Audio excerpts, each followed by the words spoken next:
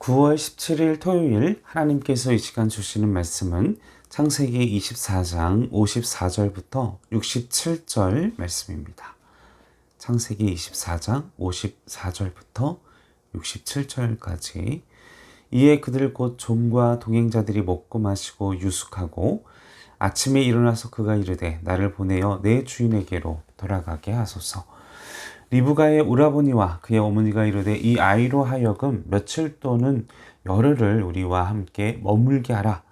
그 후에 그가 갈 것이니라. 그 사람이 그들에게 이르되 나를 만류하지 마소서. 여호와께서 내게 형통한 길을 주셨으니 나를 보내어 내 주인에게로 돌아가게 하소서. 그들이 이르되 우리가 소녀를 불러 그에게 물으리라 하고 리브가를 불러 그에게 이르되 내가 이 사람과 함께 가려느냐. 그가 대답하되 가겠나이다. 그들이 그 누이 리브가와 그의 유모와 아브라함의 종과 그 동행자들을 보내며 리브가에게 축복하여 이르되 우리 누이여 너는 천만인의 어머니가 될지어다. 내 시로 그 원수의 성문을 얻게 할지어다. 리브가가 일어나 여자 종들과 함께 낙타를 타고 그 사람을 따라가니 그 종이 리브가를 데리고 가니라. 그때에 이삭이 부엘라 헤로이에서 왔으니 그 네게브 지역에 거주하였음이라. 이삭이 저물 때에 들에 나가 묵상하다가 눈을 들어 보매 낙타들이 오는지라. 리브가가 눈을 들어 이삭을 바라보고 낙타에서 내려 종에게 말하되 들에서 배회하다가 우리에게로 마주오는 자가 누구냐. 종이 이르되 이는 내 주인이이다. 리브가가 너울을 가지고 자기의 얼굴을 가리더라. 종이 그 행한 일을 다 이삭에게 아뢰매 이삭이 리브가를 인도하여 그의 어머니 사라의 장막으로 들이고 그를 맞이하여 아내로 삼고 사랑하였으니 이삭이 그의 어머니를 장례한 후에 위로를 얻었더라. 아멘. 창세기는 하나님이 세상을 창조하신 일과 그리고 하나님의 형상대로 창조한 인간에 관한 일을 시작으로 전개가 계속됩니다. 타락하고 범죄하고 또 그 안에서 하나님의 구원 그리고 하나님의 나라와 그리고 하나님의 뜻을 이루어가는 그 과정을 기록한 책이 창세기인데 하나님은 그 자기 백성들을 그 타락한 자기 백성들을 끊임없이 구원하는 일 그리고 하나님의 구원의 진행은 또 하나님의 약속이기도 했지요. 그 약속은 그의 아들로 성취가 될 것입니다.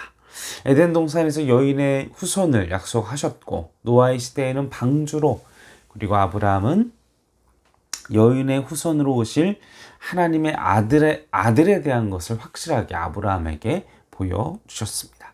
그 인물이 이삭입니다. 바로 이삭은 장차 오실 그리스도의 예표입니다.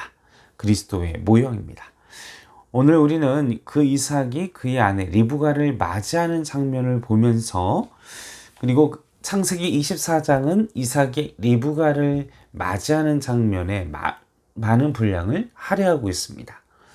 앞서서 54절에 아브라함은 자기 고향으로 그의 종을 보내서 그리고 그 앞절에서 54절 앞절에서 그의 종을 보내어 그 이삭의 아내가 될 여인을 데려오도록 그리고 그 엘리에사는 메소포타미아의 나홀의 성 그리고 그 성에서 리브가를 만나 그를 이삭의 아내로 삼기 위해 수많은 이야기들과 또 여러 가지 에피소드를 담고 그리고 아내를 삼기 위해서 이런 과정들을 오늘 본문 말씀에서 이제 지나가게 됩니다.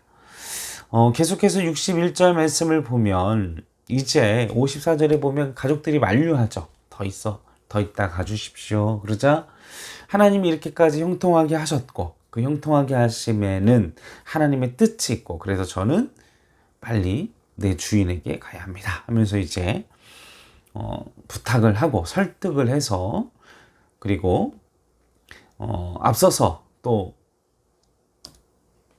모든 과정들이 아브라함의 부탁과 아브라함이 기도한 대로 그리고 아브라함이 하나님께 원했던 대로 그 과정들이 진행되어졌기 때문에 61절 말씀에 보면 아브라함의 종 엘리에셀이 리브가를 이제 데리고 약속의 땅으로 이제 리브가를 이삭에게로 데려오는 과정이 기록되어 있습니다. 자, 이제 이런 가족의 만류 속에서도 이제 60절 말씀에 보면 이제 축복을 하게 되죠. 근데 그 안에는 이제 58절에 리브가의 결단이 있었기 때문에 가족들도 더 이상 만류하지 못하고 리브가를 축복으로 보내주는 장면이 60절, 61절 말씀에 기록되어 있는 것을 보게 됩니다. 이제 리브가가 그 남편을 만나기 위한 결단, 그리고 도전이, 새로운 세계에 대한 도전이 시작되게 되죠.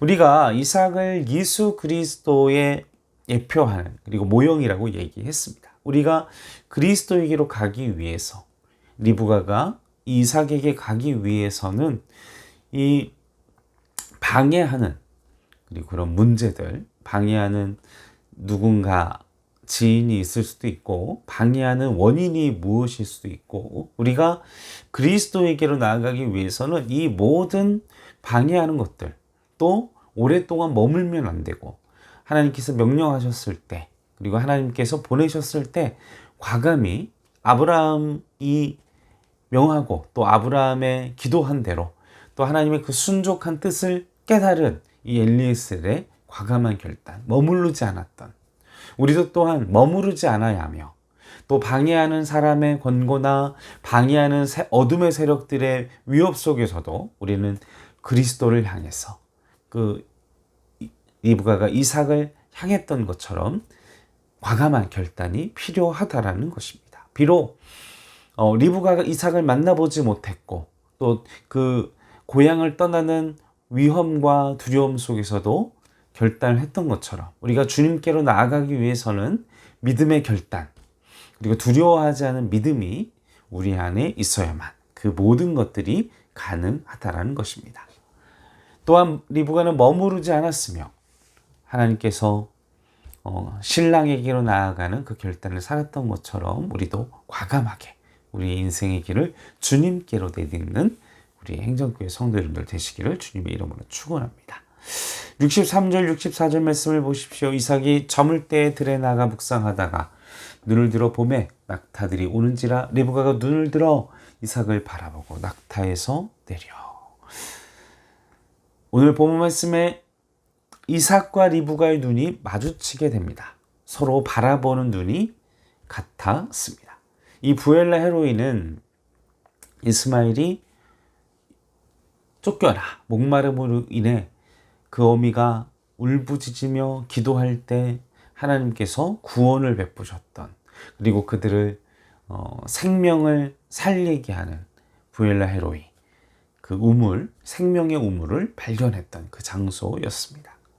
생명의 우물을 발견한 그 부엘라 헤로이에서 이삭은 바로 그의 아내를 맞이하게 된 것이죠. 우리가 그리스도 안에서 생명의 우물, 영원히 목마르지 않는 생명의 우물을 발견했던 것처럼 이삭은 이 부엘라 헤로이에서 아내 리브가를 마주하게 되고 또 서로가 서로의 눈으로 바라보는, 그리고 그 바라봄으로써 하나님께서 은혜를 베푸시는, 하나님은요 우리를 향한, 우리가 태어나기 전부터 그리고 태어난 이후 끊임없이 우리를 향하여 바라보고 계십니다. 우리의 시선은 어디로 향하고 있습니까? 주님은 끊임없이 우리를 바라보시지만 우리의 시선, 우리의 마음은, 우리의 고개는 어디를 향하고 있는지 한번 내 자신을 바라볼 필요성이 있어야 합니다. 믿음은, 신앙은, 사랑은 서로의 눈빛 교환에서 시작됩니다. 나를 향한 하나님의 사랑, 그리고 하나님이 아무리 우리를 바라보고 사랑의 눈길로 바라보신다 할지라도 우리가 주님을 바라보지 않는다면, 그분과 눈이 마주치지 않는다면 우리의 하나님의 사랑을 느낄 수 없고 누릴 수 없고 그 사랑 안에서 행복할 수 없습니다. 우리의 시선이, 우리의 마음이 우리가 어디에 있든지 그리고 어디에서 멈추든지 주님을 향하기를 바라십니다. 주님을 바라보고 주님의 사랑을 누리고 주님을 느껴서 부엘라 헤로이, 생명의 우물, 그 생명의 영원히 목마르지 않은 주님의 은혜 안에서 평생을 살아가시는 우리 행정교회 선들음을 되시길 바랍니다. 마지막으로 67절입니다. 이삭이 리브가를 인도하여 그의 어머니 사라의 장막으로 들이고 그를 맞이하여 아내로 삼고 사랑하였으니 그의 어머니를 장례한 후에 위로를 얻었더라. 장막이 나오죠. 사라의 장막. 사라는 어떤 사명을 가진 여인이었습니까? 열국의 어미 리브가는 이 사라의 장막으로 들어가게 됩니다. 이 장막은 그 사람의 신분에 따라 위치에 따라 분배되었습니다.